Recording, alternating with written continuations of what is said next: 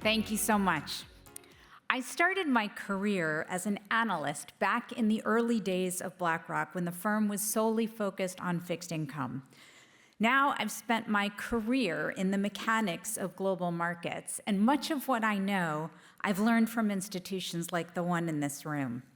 The European bond market remains one of the world's most consequential pieces of market architecture, and the people who built it and who are now building what comes next are all sitting here, so it's really an honor to be with you.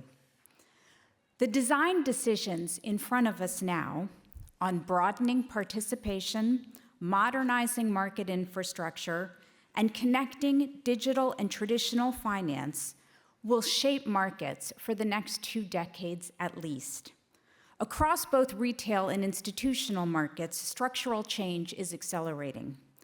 On the retail side, digital participation has scaled, and tokenization, while still early, is beginning to move from concept to application. On the institutional side, the focus has shifted to building infrastructure for capital markets that are getting bigger and faster, deeper liquidity, more mobile collateral, and tighter integration between digital and traditional markets. These two shifts are not separate, they're reinforcing each other. And importantly, the constraint today is rarely technology. It's standards, legal certainty, and alignment across market participants. Let me focus on 3 ideas. The first, and you heard this a bit from Brent and also from Valerie earlier, the ETF is the working precedent for broadening participation. The ETF's success is not about the product, it's about design. Continuous pricing, holdings transparency, convenient access, and critically, incentives that align liquidity provision to investor outcomes. Over the past 25 years, the European ETF market has grown into a multi-trillion euro ecosystem, with adoption continuing to accelerate. Today, over 100 million European investors participate in capital markets, increasingly through vehicles like ETFs.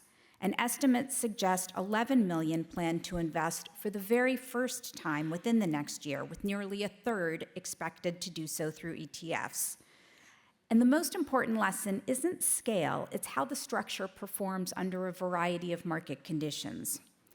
In March of 2020, as parts of the bond market became more difficult to trade, bond ETFs enhanced market functioning with trade continuity and transparent pricing.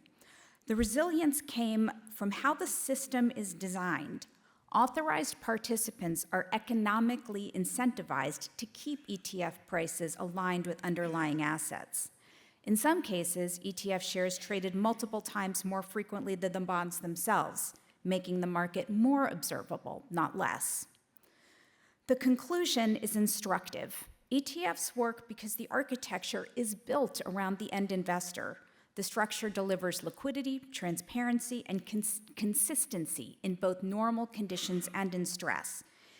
ETFs are one of the few places in modern market structure where the economics of liquidity provision and the experience of investors largely reinforce each other, helping deliver lower cost, tighter pricing, and broader access at scale. That is the standard the next generation of market infrastructure has to meet. And at the same time, a new investor base is forming. A growing cohort of younger savers holds meaningful assets in crypto wallets, capital outside the traditional system. They're seeking access to markets, but through digital native infrastructure. In parts of the Middle East, we're already seeing this play out at scale, with regulators and market participants moving early to support digital asset adoption within regulated frameworks. If regulated markets do not provide trusted, efficient pathways into tokenized finance, those assets will remain outside the system and outside the reach of the real economy. Second, modernizing liquidity infrastructure will build resilience for a faster, larger system. The reforms after the global financial crisis made the central institutions and infrastructure of the financial system safer. Central clearing reduced counterparty risk, bank balance sheets are stronger, and that framework has held, even through significant episodes of stress. But those reforms also created a new dynamic. We hardwired volatility to system-wide cash demand. In periods of sharp price falls, margin requirements rise across the system at the same time. And because we did not build sufficient capacity to absorb that demand, margin calls can translate quickly into forced asset sales. The issue isn't strength of the core, it's the system's ability to respond to increasing demands and how to build on a post-crisis framework that has already proved highly effective. That's where pressure valves matter. Pressure valves are the mechanisms, market practices, infrastructure, and policy choices that allow the system to meet liquidity demands without triggering fire sales. The most important of these is collateral mobility. We need a broader pool of high-quality collateral that can be used efficiently, and we need it to move faster. When firms cannot mobilize collateral, their only option is to sell assets, which amplifies stress across the system. Improving collateral mobility allows us to substitute movement for liquidation, preserving value, reducing volatility, and strengthening resilience. Market infrastructure is beginning to evolve in this direction with better data transparency, more integrated trading and clearing, and targeted use of tokenized settlement where it improves speed or reduces friction. But one element remains foundational: repo. Repo is the system's original pressure valve. It allows participants to access liquidity without selling assets outright. In Europe, repo capacity remains constrained. Strengthening it, making it deeper and more agile, is essential to ensuring the broader system can function effectively under stress. Without this, the other valves can't fully do their job.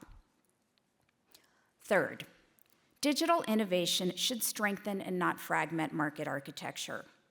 Tokenization is often framed as a new asset class. It's not. It's a change in how ownership is recorded, transferred, and managed. The key question is whether we use tokenization to modernize existing markets or inadvertently create parallel ones.